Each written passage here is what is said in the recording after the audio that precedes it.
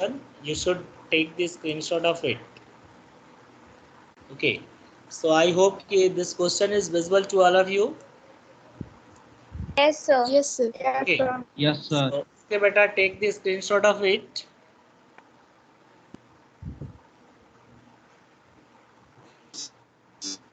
Okay, done. Yes, sir. Yes, sir. Yes, sir. Okay.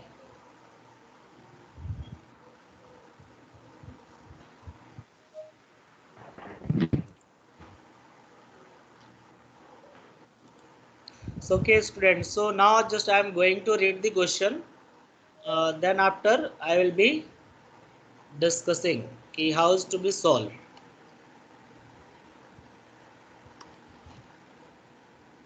So enter the following transaction into the cash book of Messrs Ram and Sons. Okay, now here date is given, date, transaction and rupees. Okay, so you will see here कि it is written on 1st January 2020. ध्यान से समझना बेटा, question को पहले मैं describe कर दे रहा हूँ. So here on 1st January there is opening balance of cash at bank. Sorry, cash at bank नहीं होगा यहाँ, cash in hand होगा. Let me rectify this. Okay, so यहाँ पर बेटा जो लिखा हुआ है ये आप एक ध्यान रखेंगे. एक minute, by mistake, yes.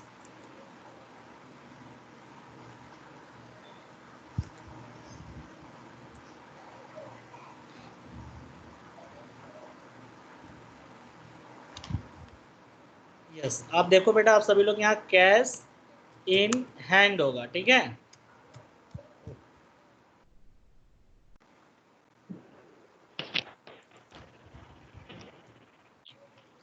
Cash in hand 1,50,000. अब इसको कर लेंगे. By mistake I had written cash at bank.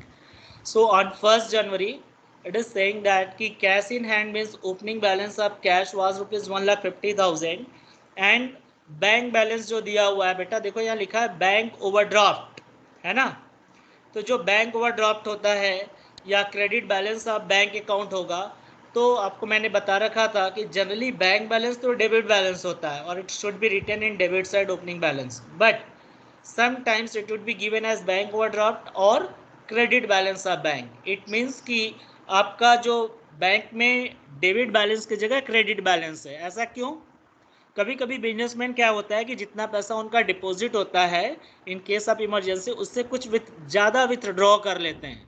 यानी अगर 2 लाख रुपीस बैंक में डिपॉजिट है और ये 2,20,000 विड्रॉ कर लिए, तो ये कहलाएगा ओवरड्राफ्ट बाय ₹20,000. ठीक है. सो यहाँ पर आपका ओपनिंग बैलेंस कैश का भी बैंक का भी है, but cash always debit balance होगा और बैंक बैलेंस यहाँ पर क्रेडिट लिखा हुआ है तो क्रेडिट में लिखेंगे. राइट. अब इसके बाद आप देखो लिखा है 4th को goods sold to gloves Mishra and payment received by cheque. तो टोटल पेमेंट किया है आपने 22,400. राइट. और जिसमें कि इंक्लूड है 6% CGST और 6% SGST. ओके. नाउ 5th को कह रहा है cheque of gloves deposited into bank. तो आपने देखा जो ग्लव्स का चेक मिला था और यहाँ पर, ठीक है, ये जो चेक इनका मिला था 4 को, उस दिन डिपॉजिट नहीं किया बैंक में, आपने कब किया? 5th को. राइट. फिर उसके बाद है 8 जनवरी को आपने क्या किया? Bought goods for ₹10,000. ठीक है, and paid CGST at 6% and SGST 6%. तो आपने 10,000 का गुड्स खरीदा और उस पर GST पेड किया. ठीक है, बट हियर कोई भी इंफॉर्मेशन नहीं दिया है कि चेक से पेमेंट किया या कैश, तो कैश एज्यूम करके चलेंगे. 9 जनवरी को हमने क्या किया? Cash deposited into bank. Right, cash deposited into bank. So cash के लिए क्या है आप देखो कि 30,000 रुपीज. ठीक है, तो आपने बैंक में जमा किया, तो ये देखो कंट्रा एंट्री होगा स्टूडेंट, क्योंकि पैसा आप बैंक में डिपॉजिट कर रहे हो तो बैंक में प्लस हो रहा है और कैश से माइनस होगा। ठीक है, फिर 11 जनवरी को क्या कह रहा है, cheque receipt from mask Mehta. ठीक है, सो मास्क मेहता ₹35,000, राइट। सो 35,000 जो है वो आपने चेक मिला आपको, लेकिन क्या आपने उनका चेक उसी दिन बैंक में जमा किया या नहीं, पहले हम देखेंगे अगले ट्रांजेक्शन से। सो नेक्स्ट में कह रहा है above cheque was endorsed to mister corona Singh. तो जो मास्क मिस्टर मास्क का जो तुम्हें चेक मिला था उसे बैंक में डिपॉजिट नहीं किया, बल्कि 12 को क्या किया आपने, वो इंडोर्स कर दिया किसी दूसरे को। ठीक है, तो इसका रिकॉर्ड कहीं पर भी कैश बुक में नहीं होगा, क्योंकि न तो कैश कॉलम में पैसा आया और न ही बैंक कॉलम में पैसा आया। ठीक है, सो यहाँ तक क्लियर हुआ। अब आते हैं हम लोग 15। सो कह रहे हैं cheque of mask Mehta was became dishonour. जो मास्क से चेक मिला था आपको वो डिसऑनर हो गया।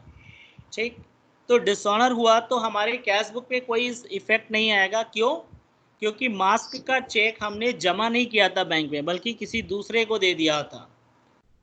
अब आते हैं 20 को, cheque receipt from sanitiser in full settlement of ₹40,000 which was deposited into bank on the same day। यानी आपको चेक मिला है 39,500 का और आपने उसको क्या किया, डिपॉजिट कर दिया। कितने रुपए के बदले में मिला था, 40,000, तो आपने 500 का डिस्काउंट दे दिया। ठीक है, अब आते हैं sanitizers cheque was became dishonour and bank charge ₹200 as noting. So कैसे उसका रिकॉर्ड होगा अब हम लोग डिस्कस करेंगे। सो आप लोग स्क्रीनशॉट इसका ले लो और आई होप ये भी होंगे। ठीक है, yes sir. Okay student, so now we are going to start solution. तो आप सॉल्यूशन देखेंगे हियर। तो देखो बेटा, सबसे पहले हम लोग फॉर्मेट बनाएंगे कैश बुक का। ठीक है, सो कैश बुक में लिखा है date, particular, voucher number, LF, then cash, bank, फिर उसी तरह रिपीट होगा date, particular, voucher number, LF, cash and bank, right. अब उसमें देखना है कि कैसे रिकॉर्ड होना है। तो सबसे पहला 1 जनवरी को आपका ओपनिंग बैलेंस दिया है 1,50,000 कैश का। सो आपने लिखा कैश इन हैंड जो दिया हुआ है, लिखेंगे जनवरी 1 और to balance BD in cash column you will write 1,50,000। But आप देखोगे कि वहीं पर आपके क्वेश्चन में कैश एट बैंक या बैंक ओवर ड्राफ्ट दिया है। तो बैंक ओवर ड्राफ्ट के लिए बैंक कॉलम में यहाँ डेबिट में नहीं लिखेंगे, क्योंकि वो क्रेडिट बैलेंस है। तो उसी डेट को लिखेंगे बाई बैलेंस बेडी और 20,000 हम कहाँ लिखेंगे, क्रेडिट में लिखेंगे बैंक कॉलम के। सो पहला एंट्री सभी को समझ में आ गया कि कैसे हम लोग रिकॉर्ड करेंगे। सभी लोग first entry everyone is getting clear? Okay, yes sir. Okay students, तो हम लोग स्टार्ट करते हैं आगे दूसरा। सो सेकेंड कह रहा है 1 जनवरी के बाद 5 जनवरी को आपने क्या किया कि गुड्स सोल्ड किया। ठीक है, और चेक मिला। जो गुड्स सोल्ड किया, आप ध्यान देना यहाँ पर बेटा, ये थोड़ा सा कैलकुलेटिव है। आप सभी लोग नोटबुक लेकर बैठे होंगे, मैं आप सभी लोग को समझाऊंगा और कैलकुलेट करेंगे आप सभी लोग। सो यहाँ देखो 5 जनवरी को लिखा है चेक ऑफ रुपीज 4 जनवरी को। 4 का रिकॉर्ड हम देखो कैश बुक में नहीं किए होंगे, इसके लिए हम लोग पहले डिस्कस करते हैं। क्वेश्चन आपके साथ सामने है, लिखा है goods sold to gloves Mishra and payment received by cheque including GST, मतलब C और S दोनों जोड़ करके टोटल पैसा मिला है आपको 22,400 का चेक। ठीक है, लेकिन उस चेक को आपने क्या किया, बैंक में डिपॉजिट नहीं किया। तो बेटा जो चेक जिस दिन बैंक में जमा नहीं करते उस चेक के लिए हम जर्नल एंट्री करते हैं। ठीक है, तो आप 4 जनवरी का आप अपने नोटबुक पे जर्नल एंट्री करो, जैसा कि मैं बोल रहा हूँ। ये कैश बुक के नीचे अलग से हम लोग दूसरी पेज पे जर्नल एंट्री करते हैं। ठीक है, तो आप जर्नल एंट्री लिखो, bank account cheque in hand account debit. You all are writing? Just I am stating, you can write check in hand account debit written cheque Yes, sir. In hand account debit, okay. और लिखो नीचे to sales account, to sales account,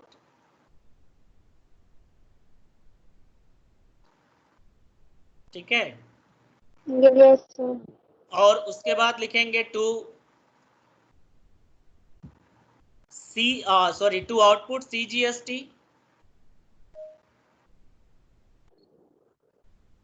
to output CGST, to output SGST, ठीक है। Yes, sir. Okay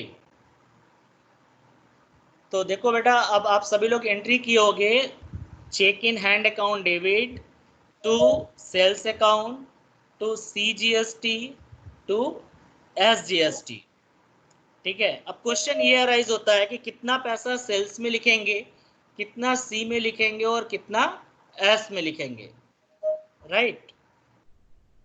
तो sir इसके लिए sales में 20,000 रहेगा। हाँ बेटा, सेल्स में 20 होगा, सबको मैं बता दूं, ध्यान से समझना सभी लोग बेटा। ये जो 22,400 है, ये तुम्हारा GST इंक्लूड है। तो आप सोचो कि C कितना है 6% और S कितना है 6%, यानी टोटल 12% GST इंक्लूड होगा इसमें। तो हमें GST का पैसा अलग करना है और तुम्हारा सेल्स का अलग करना है ना। तो कैसे होगा, तो फॉर्मूला आप लिखो, आप खुद से सोचो ये कितना परसेंट होगा, 112% होगा। ये सेल्स प्राइस तो 100% होता है अपने आप में, और उसमें 12% आपने 6 + 6 ऐड कर दिया, तो ये 22,400 कितना होगा, 112% हो गया, ठीक है। तो आपको GST की वैल्यू अगर पता करनी है तो आप फॉर्मूला अप्लाई करेंगे। आप लिखिए टोटल प्राइस 22,400 रुपये है, इसको लिखो और इसमें इंटू करो 12/112, 12/112, जितना परसेंट इंक्लूड होगा उतना ऊपर लिख के नीचे 100 में प्लस कर देंगे। 12/112 आप करो तो आ जाएगा 2,400। सॉल्व करो आप लोग कॉपी पे, हो गया। Yes, sir. Yes, sir. 2,400 है, तो अब 2,400 बेटा 12% है, तो हाफ हाफ करेंगे, अगर 6% तो 1,200 आएगा ना। सो आप देखो, आप जो चेक इन हैंड रहा होगा आप उसमें लिखेंगे 22,400, यहाँ लिखेंगे।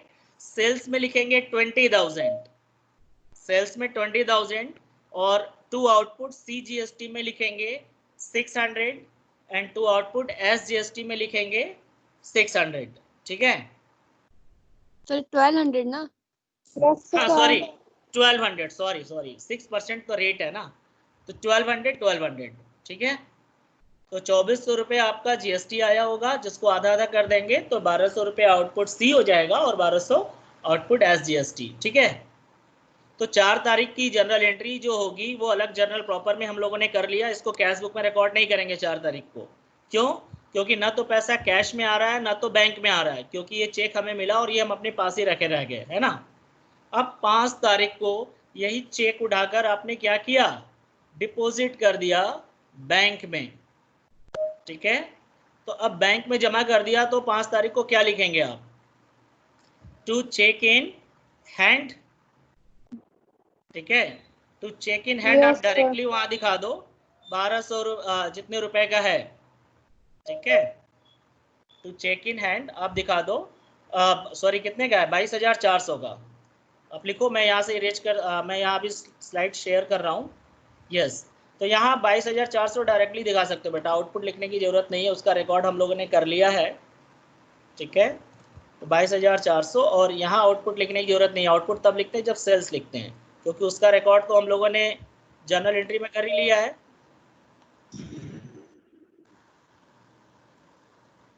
ओके 22,400 रुपये ये आ गए आपके, क्लियर हो गया। 5 तारीख को आपने क्या किया, यहाँ ब्रैकेट में आप समझने के लिए लिख सकते हो, नीचे ब्रैकेट में किसका चेक मिला था, मैं ग्लव्स का मिला था ना, तो आप इनका नाम लिख सकते हो कि किससे चेक मिला था और बैंक में डिपॉजिट कर दिया। तो हो गया 5 को, तो फोर्थ का हमने जर्नल एंट्री किया और 5 को वही चेक उठा के जमा कर दिया, तो लिखेंगे टू चेक इन हैंड। ठीक है, क्योंकि जर्नल एंट्री क्या होगा, bank on debit to cheque in hand हो जाता है, तो इसलिए हम लोग टू चेक इन हैंड लिखेंगे डायरेक्टली। अब आते हैं नेक्स्ट पे,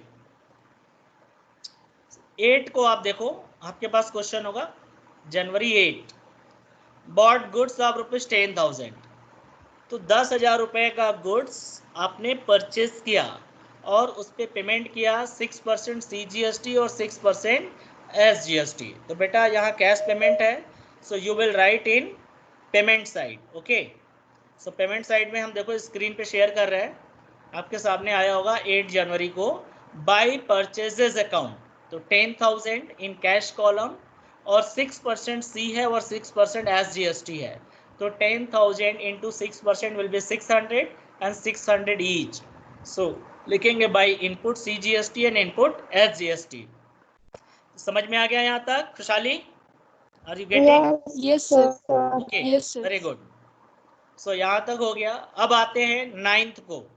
ठीक है बेटा, सो 9th को है या क्या है, देखो हम लोग क्वेश्चन में चेक करते हैं। सो 9th जनवरी को कह रहा है cash deposited into bank ₹30,000। So bank में पैसा आप जमा किए। सो अब आपके सामने स्क्रीन पे क्वेश्चन मैंने सॉल्यूशन ला दिया।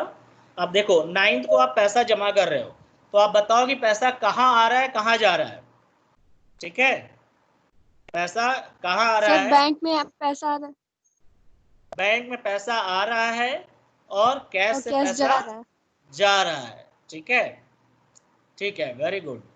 तो आप देखो यहाँ पर, तो जब बैंक में पैसा आ रहा है तो बैंक में हम क्या करेंगे, यहाँ प्लस कर देंगे। देखो बैंक वाले कॉलम में हमने 30,000 लिखा है ना, सो बैंक में यहाँ प्लस वाले साइड में, रिसिप्ट साइड में लिख दिया, और कैश में कहाँ लिखेंगे, माइनस वाले साइड में। तो माइनस साइड कौन सा है, क्रेडिट। सो देखो कैश वाले कॉलम में 30 लिख दिया। तो अब ध्यान रखना, जब पैसा बैंक में लिखते हैं 30,000 जो मैंने लिखा है, तो यहाँ पर्टिकुलर्स में क्या लिखेंगे, टू कैश अकाउंट, क्योंकि कैश से पैसा बैंक में जा रहा है। ठीक है, और जब कैश कॉलम में पैसा लिखेंगे क्रेडिट साइड में, यहाँ लिखेंगे बाय बैंक अकाउंट, राइट। तो समझ में आ गया। अब इसके सामने क्या लिखेंगे, LF वाले कॉलम में C। ठीक है, क्योंकि this is what, कंट्रा entry. Okay, तो C जो कैश है कंट्रा एंट्री और बैंक भी कंट्रा एंट्री है, राइट। तो यहाँ पे C लिख दिया। अब आते हैं हम लोग नेक्स्ट। सो नेक्स्ट में आप देखो 9 के बाद 11 को क्या कह रहा है। So it is saying on 11 a check received from mask Mehta. तो मिस्टर मास्क मेहता से चेक मिला, लेकिन उस चेक को क्या आपने उसी दिन बैंक में जमा किया? नहीं, क्योंकि 11th को बता रहा है चेक दिया। तो पहले 9th को आप जर्नल एंट्री करो नोटबुक में, जहां पर पहले वाली एंट्री कराए थे 4 तारीख की, वहीं पे 9 तारीख को जर्नल एंट्री लिखो, सॉरी 11 तारीख को। 11 को आप लिखो cheque in hand account debit to Mask Mehta. Write down the journal entry on 11 January in journal proper. Check in hand account debit to Mask Mehta ₹35,000. Done? Yes, sir.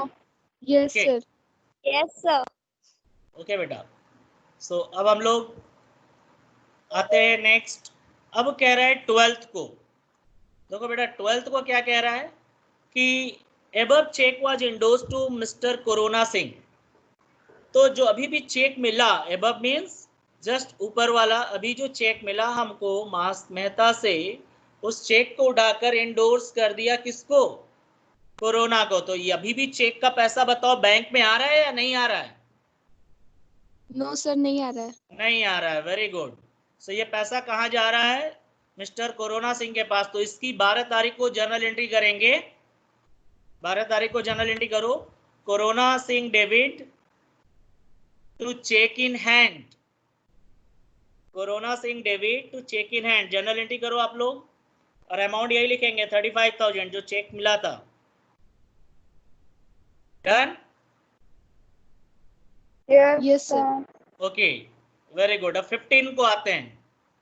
15 को कह रहा है cheque of mask Mehta was became dishonour. अब बताओ कि mister mask Mehta के पास जो check मतलब मिला था हमें, जो इंडोर्स कर दिया था कोरोना को, वो चेक का पैसा बैंक से कोरोना को नहीं मिला, ठीक है। तो इसका इफेक्ट क्या कैश बुक पे पड़ेगा? सोच कर बताओ आप लोग। यस सर, कैसे? क्योंकि क्योंकि बेटा उसका देखो पेमेंट फिर देखो मास्क से चेक मिला तो आपने बैंक में तो जमा किया नहीं, और वो चेक उड़ा के डायरेक्टली कोरोना को दे दिया तो भी बैंक पे कोई असर नहीं पड़ा। अब ये चेक था किसका? मिस्टर मास्क का था। और हम कौन है? Messrs Ram and sons. हमारा तो चेक था नहीं वो, ठीक है। और वो चेक हमने जब कोरोना को दिया तो वो चेक जब कोरोना बैंक लेकर गए तो डिसऑनर हो गया, ठीक है। तो डिसऑनर हो गया तो मास्क समझेंगे और मिस्टर कोरोना समझेंगे, है ना। हमारे कैश बैंक पे कोई असर पड़ा नहीं, ना तो हमारे पास पैसा आया ना तो हमारे पास से पैसा गया। तो कभी भी चेक अगर इंडोर्स किया गया है और वो चेक डिसऑनर होता है तो उससे कैश बुक पे कोई इफेक्ट नहीं आएगा। यानी अगर हमें चेक मिला और जमा नहीं किया तो भी कैश बुक में रिकॉर्ड नहीं होगा, चेक मिला और उसको इंडोर्स कर दिया तो भी रिकॉर्ड नहीं होगा, और इंडोर्स किया हुआ चेक अगर से डिसऑनर हो गया तो भी कैश बुक पे कोई इफेक्ट नहीं आएगा, क्योंकि ना तो हमारे कैश पे कोई चेंज होगा ना तो बैंक बैलेंस पे कोई चेंज होगा, ठीक है। अब आते हैं 20 को। जो डिसऑनर हो गया, डिसऑनर वाली एंट्री कर लो आप 15 तारीख को जनरल प्रॉपर में। तो जनरल प्रॉपर में जो एंट्री करेंगे आप लिखेंगे जिसका चेक होता है उसको डेबिट कर देते हैं। तो मास्क मेहता का चेक था तो लिखो Mask Mehta debit to Corona Singh, amount 35,000। Do the journal entry in general proper for the 15th January. Mask Mehta David to Corona Singh. Done? Yes sir. Yes. Okay बेटा। सो फिर अब हम लोग चलते हैं 20 को, ठीक है।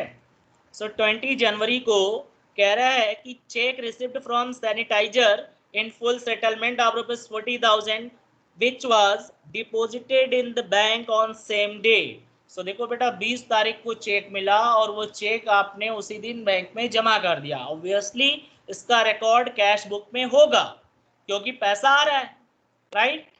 पैसा आ रहा है तो कितने रुपए का चेक आ रहा है? आप ध्यान दो, 40,000 का या 39,500 का? कितने का चेक मिल रहा है? 40,000। 39,500। 39,500। गुड, क्योंकि 40,000 रुपया तो बाकी था और फुल सेटलमेंट ऑफ ₹40,000 हमें जो चेक मिला वो 39,500 का, यानी 500 डिस्काउंट दे दिया। और कैश बुक में डिस्काउंट का रिकॉर्ड कहीं भी नहीं करेंगे, तो पैसा आ रहा है। सो आप देखो सोल्यूशन में आपके सामने मैं सोल्यूशन शेयर कर रहा हूं। सो 20 तारीख को टू सैनिटाइजर्स अकाउंट और बैंक कॉलम में लिखेंगे 39,500, ठीक है। कैश बुक में जितना Yes. बताया देख लो आप लोग, जो जो जर्नल एंट्री कराया उसका अलग से कहीं नहीं हुआ होगा कैश बुक में, ठीक है। तो 20 तारीख की एंट्री हो गई। अब आते हैं इसके बाद 20 के बाद सीधे 28 तारीख को है। 28 तारीख को क्या हुआ कि चेक जो मिला था सैनिटाइजर से वो डिसऑनर हो गया और बैंक ने 200 रुपया नोटिंग एक्सपेंसेस के लिए चार्ज किया।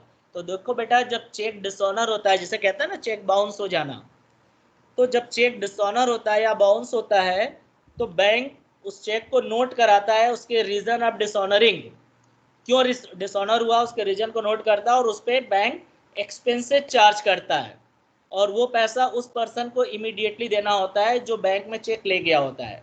मतलब ये चेक हमें मिला था सैनिटाइजर से और हमने बैंक में जमा किया, तो immediately at the time of dishonour I need to make payment, मतलब हमें ज़रूरत है पेमेंट करने की, ठीक है।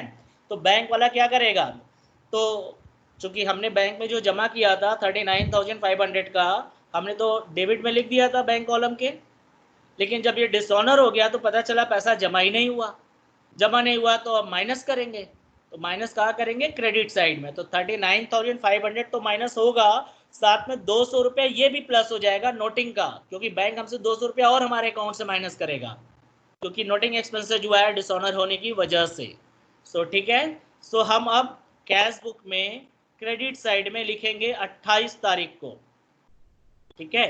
सो 28 तारीख को देखो लिखा है बाय सैनिटाइजर्स अकाउंट। तो ध्यान रखो जिसका चेक होता है उसी पर्सन का नाम लिखा जाता है डिसऑनर वाले दिन। तो चेक किसका था? सैनिटाइजर का। तो हमारे अकाउंट से पैसा माइनस हो रहा है कितना? 39,500 चेक का, जो हमने यहाँ प्लस किया था वो माइनस होगा, प्लस 200 रुपया और माइनस होगा हमारे बैंक अकाउंट से, और वो 200 रुपया हम जोड़ कर लेंगे सैनिटाइजर से, क्योंकि सैनिटाइजर की गलती की वजह से डिसऑर्डर हुआ। तो बैंक हमसे लेगा और हम सैनिटाइजर से। तो हमारे अकाउंट से बैंक वाले कॉलम में देखो माइनस हुआ है 39,700, और हमने नाम किसका लिखा है? पूरा सैनिटाइजर का। ठीक है, तो सैनिटाइजर का नाम लिखेंगे। सैनिटाइजर्स डेबिट होता है, टू बैंक होता है, तो यहाँ जर्नल एंट्री तो करना नहीं है, कैश बुक में लिखेंगे बाय सैनिटाइजर। तो याद रखें, अगर हमने किसी पर्सन से चेक मिला और उसको बैंक में जमा कर दिया और बाद में वही चेक डिसऑनर होता है, तो उस पर्सन का नाम लिखेंगे जिसका चेक था, और बैंक वाले अमाउंट में, बैंक वाले कॉलम में चेक का अमाउंट लिखेंगे, और डिसऑनर वाले दिन अगर कोई नोटिंग एक्सपेंसेस दिया हुआ है क्वेश्चन में तो वो भी पैसा उसी के साथ ऐड कर देंगे। ठीक है, यहाँ तक हो गया। तो अब 28 तारीख के बाद बेटा देखो कोई ट्रांजेक्शन नहीं दिया है क्वेश्चन में। तो अब हमारी फर्ज क्या है, हमारा ड्यूटी क्या है कि कैश बुक का बैलेंस फाइंड करना। तो अब हम लोग बैलेंस फाइंड करेंगे। ठीक है, तो देखो बैलेंस फाइंड करने के लिए मैंने जैसे बताया था, डेबिट और क्रेडिट हम देख रहे हैं ऑब्जर्वेशन से। तो कैश का डेबिट 1,50,000 है टोटल, और बैंक का डेबिट है 91,900, राइट। तो और कैश का जब देख रहे हैं क्रेडिट तो बहुत कम आ रहा है, 30,000 और 10 40 और 41,200 रुपये ही आ रहा है कैश का क्रेडिट, और बैंक का जो क्रेडिट है वो 39,700 और 20,000, यही दोनों अमाउंट है सिर्फ। तो देखा जाए तो डेबिट साइड में ज़्यादा है, तो जो डेबिट में ज़्यादा है वही दोनों अमाउंट इधर भी टोटल में लिख देंगे पैरेलल। अब इसके बाद 31 जनवरी को, महीने की लास्ट डेट को बैलेंस करते हैं। ठीक है, तो जनवरी महीना है तो लास्ट डेट क्या होगा? 31। तो लिखेंगे बाई बैलेंस CD। ठीक है, क्यों? क्योंकि क्रेडिट साइड में आ रहा है तो इधर बाई बैलेंस लिखेंगे। अब कितना बैलेंस आएगा तो कैश का पहले निकालते हैं। कैश का टोटल 1,50,000 रुपया है डेबिट का, उसमें से ये इधर का 40 और 41,200 घटा दो तो बचेगा 1,08,800। तो ये बैलेंसिंग फिगर आ गया। ठीक है, फिर इसी तरह बैंक का फाइंड करेंगे। सो बैंक का 20,000 और 39,700 ही है, तो जोड़ेंगे तो 59,700 आ रहा है। तो 91,900 में से 59,700 माइनस करो वर्किंग नोट में, नोटबुक पर, तो बैलेंस आएगा 32,200। ठीक है, so this is what the balance. तो ओपनिंग बैलेंस बैंक का तो क्रेडिट बैलेंस था, लेकिन क्लोजिंग बैलेंस डेबिट बैलेंस हो गया, डेबिट साइड का ज़्यादा हो गया। ठीक है, अब यही बैलेंस क्या करेंगे अगले महीने की 1 तारीख को, फरवरी 1 टू बैलेंस BD लिखेंगे, क्योंकि दोनों का बैलेंस इसी साइड है तो ट्रांसफर इस साइड होगा। टू बैलेंस BD कैश का 1,08,800 और बैंक का 32,200। ठीक है, सो आई होप कि this question is clear to all of you. Is there any sir अगर कंफ्यूजन? हाँ सर बेटा अगर बताओ। एग्जाम में पूछेगा तो हम लोग जर्नल एंट्री वाला भी लिखेंगे ना नीचे बनाकर? जर्नल एंट्री लिखने की जरूरत नहीं है, बट आप लोग अपनी नोटिफिकेशन के लिए नीचे लिख सकते हो। ठीक है, ठीक है सर। हालांकि जब फुल फ्लेज क्वेश्चन आता है, बोलता है प्रिपेयर सब्सिडरी बुक, सो उस केस में आपको cash book, purchase book, sales book, return book and journal proper सब करना होता है। ठीक है, तो अभी तो सिर्फ कैश बुक पढ़ा रहे हैं, तो आपको समझाने के लिए जो जनरल एंट्री मैंने लिखवाया, ताकि आपको पता रहे ना बेटा, अगर जनरल प्रॉपर पूछा जाएगा तो कैसे करेंगे, तो जनरल एंट्री हाँ आनी सर। चाहिए साथ में। ठीक है, यस ठीक, सर। यहाँ क्वेश्चन क्लियर हो गया बेटा ये वाला सभी लोगों को? Yes sir. Yes, sir. तो आप ले ये पूरा स्क्रीनशॉट ले लो। अब हम दूसरा क्वेश्चन शेयर करेंगे। ठीक है, और आई होप कि वो क्वेश्चन आप लोग फटाफट कर भी सकते हो। मैं शेयर करने जा रहा हूँ, आप स्क्रीनशॉट ले लो।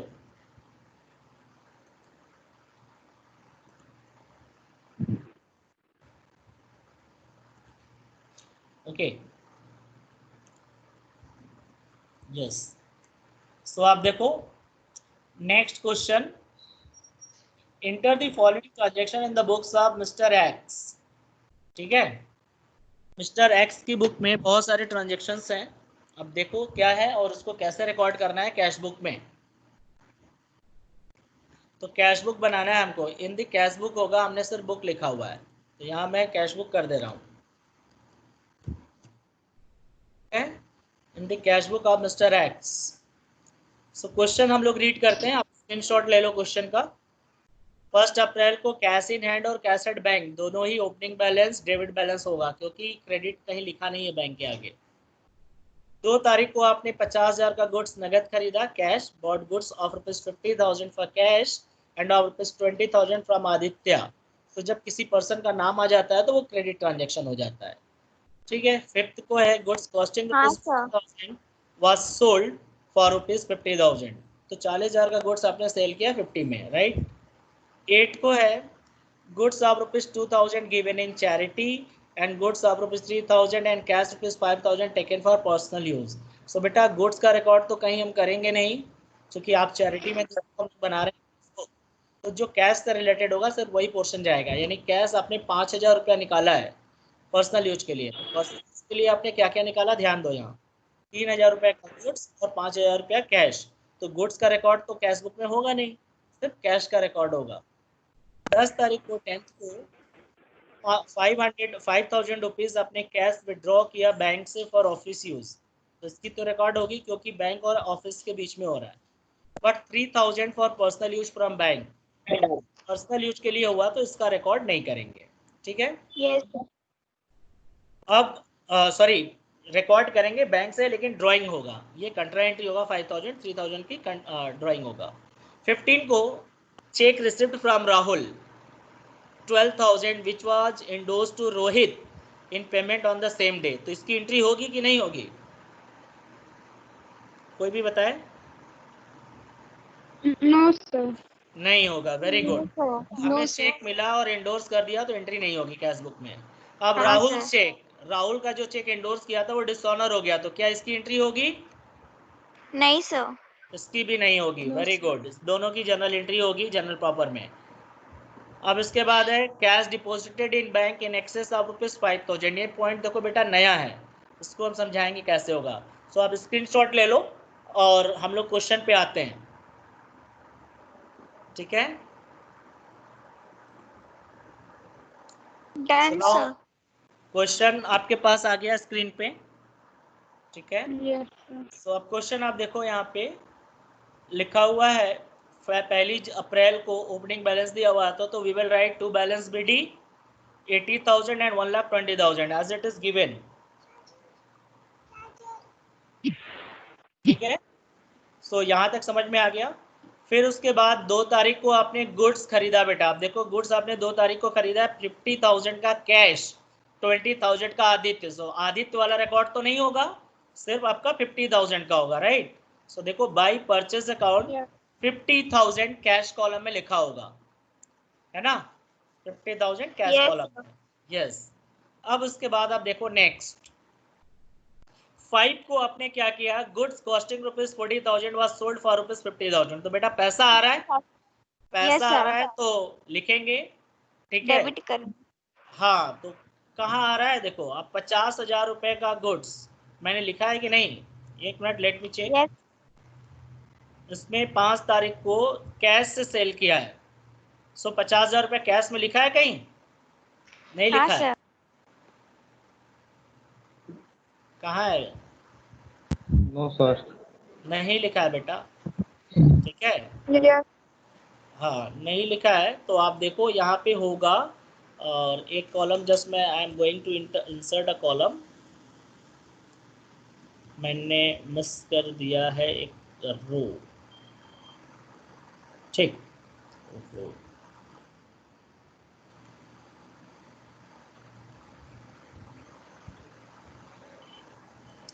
ओके, सो यहाँ पर देखो आपके सामने 5 को हमने सेल किया, तो पैसा आ रहा है तो हम लिखेंगे सेल्स अकाउंट, ठीक है। और sales account. Yes sir. 50,000, 50,000। Yes, cash column में लिखेंगे, राइट। तो ये हो गया। अब इसके बाद देखो आप, अब कह रहा है कि 8 को आपने क्या किया, गुड्स चैरिटी में दे 2,000 दिया का चैरिटी, तो 25। No entry will be here in the cash book. Goods No, of sir. 3,000 taken for personal use, also entry नहीं होगी इसकी भी। लेकिन जो 5000 कैश विड्रॉ कर रहा है पर्सनल यूज के लिए, इसकी एंट्री होगी। ठीक है, तो लिखेंगे बाय ड्राइंग। आप देखो यहाँ बाय ड्राइंग लिखा होगा। ठीक है, 5000 का, तो मैं इसको यहाँ कर दे रहा हूँ ऊपर। यस, तो अभी आपका हो गया 8 तारीख को बाय ड्राइंग 5000 कैश में। क्लियर है? ठीक। Yes sir. अब आते हैं नेक्स्ट। 8 तारीख के बाद देखो 10 को कैश ₹5000 विथड्रॉन फ्रॉम बैंक। 5000 रुपये का आपने कैश निकाला बैंक से, तो पहले इसकी एंट्री कर लो। कितने को है? 10 को है। तो बैंक से पैसा निकाला तो बेटा कहाँ पैसा आ रहा है? कैश में। सो कैश में प्लस हो रहा है ना? तो देखो आप यहाँ 10 तारीख को ये पैसा कैश में प्लस हो रहा है ना? ये प्लस हो गया। तो अब यहाँ लिखेंगे टू बैंक अकाउंट, और चूंकि ये कंट्रा एंट्री है तो कंट्रा एंट्री के लिए हम लोग यहाँ क्या लिखेंगे? सी। ठीक है, तो देखो सी हो गया। अब यही पैसा 10 अप्रैल को ही अब बैंक से भी कम हो रहा है, तो ये भी तो लिखना है। तो बैंक में लिखेंगे इस साइड। यस, तो आप देखो कंट्रा एंट्री आ गया आपके सामने। यहाँ 10 अप्रैल को टू बैंक अमाउंट कैश में, क्योंकि पैसा आ रहा है कैश में तो यहाँ बैंक लिखेंगे, और यहाँ पैसा जा रहा है बैंक से तो बाई कैश, और सी लिख दिया। 10 तारीख को ही एक और एंट्री हो रही है, आप देखो उसी दिन 10 तारीख को 3000 रुपया पर्सनल यूज के लिए निकाला बैंक से, तो ये हो गया आपका ड्राइंग। सो 10 अप्रैल को ड्राइंग हो रहा है, सो हम लिखेंगे 10th। ठीक है, तो 10th को लिखेंगे बाय ड्राइंग अकाउंट। ये स्टूडेंट्स, तो यहाँ लिखेंगे बाय ड्राइंग। ठीक, ये देखो मैंने लिख दिया, और इसको अमाउंट लिखेंगे बैंक वाले कॉलम में 3000। क्लियर है सभी को? Yes sir. क्योंकि देखो 5000 रुपया तो ऑफिस यूज के लिए निकाला तो उसकी कंट्रा एंट्री हो गई, लेकिन Yes, 3000 sir. रुपया पर्सनल यूज के लिए निकाला बैंक से, तो बैंक वाले से माइनस करेंगे ड्राइंग। अब आते हैं हम लोग 15 तारीख को। बोल रहे हैं कि एक चेक राहुल से मिला और उसको इंडोर्स कर दिया, तो कोई एंट्री नहीं होगी, आप जर्नल एंट्री कर सकती हो। नहीं होगा। हाँ, Yes, sir. Rohit debit to Rahul. Journal entry क्या होगा जनरल प्रॉपर में? Rohit debit to Rahul. 15 को ही कर देंगे 12,000। अब 18 को राहुल का चेक डिसऑनर हो गया, तो लिखेंगे राहुल डेबिट, ठीक है, और to Rohit. Rahul debit to Rohit, entry reverse हो जाएगी जनरल एंट्री में। 30 को कह रहे हैं कि cash deposited into bank in excess of ₹5000। अब ये आप लोगों को बेटा कैलकुलेट करना है, आप लोग नोटबुक लेके रेडी रहिए, मैं बता रहा हूँ कैसे होना है। पहली बात कि आप सभी लोगों को ये समझ में आ गया कि जितनी एंट्री अभी तक हो गई है? Yes sir. ठीक, यस सर। हाँ, तो अब आप लोग पहले कैश का टोटल करो, रफ में वर्किंग नोट में टोटल करो कैश का डेबिट साइड। कैश कॉलम का डेबिट साइड आप सभी लोग टोटल कीजिए। सर 1,35,000। Yes, very good, 135। अब कैश का क्रेडिट साइड का टोटल कीजिए बेटा आप सभी लोग।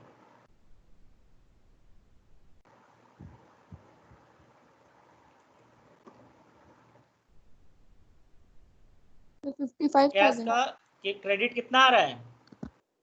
55,000 सर। 55,000, very good. अब 1,35,000 रुपया कैश आपके पास इस महीने में आया, और आपके पास से गया कितना? 55,000। तो माइनस करो इसको और देखो कितना बच रहा है।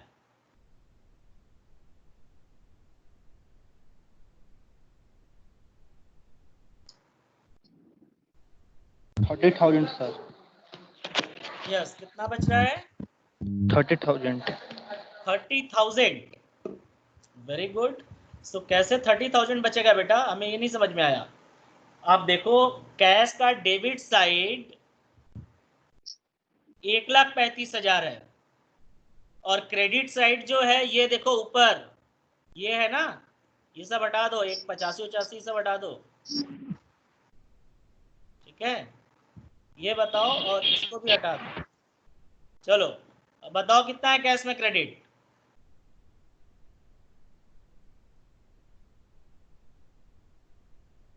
Sir 80,000।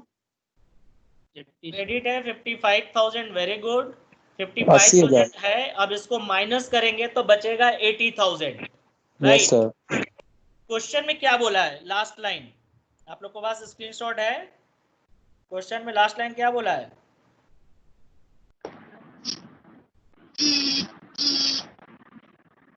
Cash deposit into bank in excess of rupees 500.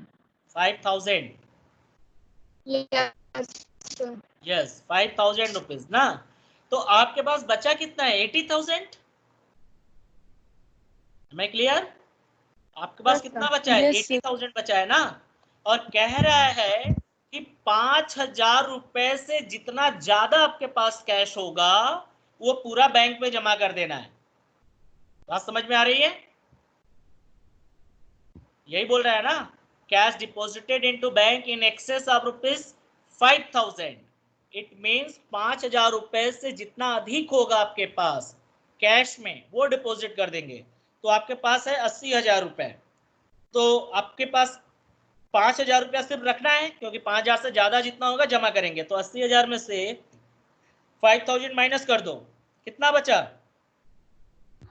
75,000। 75। तो ये पैसा आप 30 अप्रैल को बैंक में जमा करोगे, ठीक है? तो 75,000 रुपीज जमा करोगे तो बैंक में पैसा बढ़ जाएगा। देखो मैंने लिख दिया 75,000, आपके स्क्रीन पे देखो दिख रहा है। तो कैश वाले कॉलम में 75,000 बैंक वाले कॉलम में लिखा होगा लास्ट में, ये दिख रहा है highlighted. Yes sir. Yes, sir. हाँ, तो ये 75,000 रुपया जमा किया और इसको लिखेंगे सी, क्योंकि अगर हमने 75,000 बैंक में डिपॉजिट किया तो हमारा कैश कम भी तो होगा। तो कैश कम होगा तो उसके लिए लिखेंगे क्रेडिट साइड में, क्या लिखेंगे? By bank account. ठीक है, अच्छे से समझ लेना इसको। कितना जमा करेंगे? 75 तो कैश से कम होगा, ये कम हो गया। अब समझ में आ रहा है? क्वेश्चन में बोला था कि कैश में जितना भी पैसा होगा उसमें से 5,000 बचा करके बाकी बैंक में जमा करना है। उस लाइन का मतलब यही हुआ कि cash deposited into bank in excess of rupees 5,000। तो टोटल हमने कैश का किया तो 1,35,000 आ रहा था, और क्रेडिट का टोटल किया तो 55 था। तो माइनस करने पे 80 बचा, तो 80 में से 5,000 और हमने बचा लिया, तो एक्सेस आया 75। तो वो पैसा कैश से उठाकर बैंक में जमा कर दिया यहाँ, तो बैंक में प्लस हो गया और कैश वाले कॉलम से माइनस हो गया यहाँ पर। तो अब बैलेंस निकालेंगे कैश का, तो आप चेक करो नोटबुक पर 5,000 रुपया बचा होगा। अब हम लोग टोटल करेंगे अगर बैलेंस निकालने के लिए, तो आप चेक कर लो 1,35,000 लिखेंगे, क्योंकि जो ज़्यादा है दोनों साइड लिखना होता है। और जब आप माइनस करेंगे तो आपका आएगा 5,000 रुपीज। Yes, sir. आ रहा है ना? तो यहाँ हो गया। अब आते हैं बैंक का टोटल करते हैं बेटा। बैंक का डेबिट टोटल करो, कितना आ रहा है? बैंक का टोटल डेबिट करो 1,20,000 और Sir, 75,000। 1,95,000. यस 1,95,000. 1,95,000, जो कि देखने से डेबिट ही ज्यादा लग रहा है, तो इधर लिखेंगे वही अमाउंट 95,000। अब बैलेंस निकालेंगे हम लोग, ठीक है? अब हम लोग बैलेंस फाइंड करेंगे। तो बैलेंस फाइंड करिए आप लोग, कितना आएगा? 1,95,000 में से बैंक में क्रेडिट कितना है? 5,000 एंड 3,000, दो ही बार लिखा गया था। 8,000 माइनस करो तो कितना आ रहा है? So 1,87,000. राइट 187। तो ये क्लोजिंग डेट को बैलेंस हो गया। यही बैलेंस अगले महीने की मई 1 को आप देखो ट्रांसफर करेंगे, तो 5,000 कैश का और इसका 1,87,000 जैसे हम लोग करके छोड़ते हैं। समझ में आया ये ट्रांजेक्शन? ये लास्ट वाला जो था Yes, sir. इन एक्सेस वाला, इसको आप अच्छे से रिपीट कर लोगे। इसके लिए तरीका यही है, पहले कैश का डेबिट कॉलम टोटल करो और क्रेडिट टोटल करो वर्किंग नोट में, और डेबिट में से क्रेडिट घटा दो। जितना बच रहा है उसमें से जितना बोल रहा है बचा के रखने के लिए इन एक्सेस, उसको भी माइनस कर लो।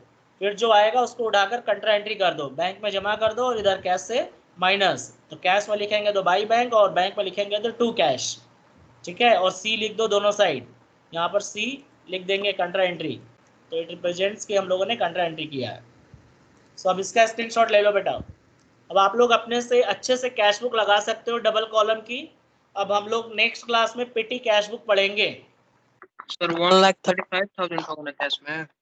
कैश में 135 है, यहाँ जीरो लग रहा है, एक मिस हो गया है। ठीक, क्लियर है अब? Yes, sir. Okay, yes sir.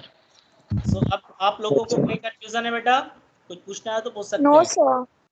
Okay, so now I am going to end the class.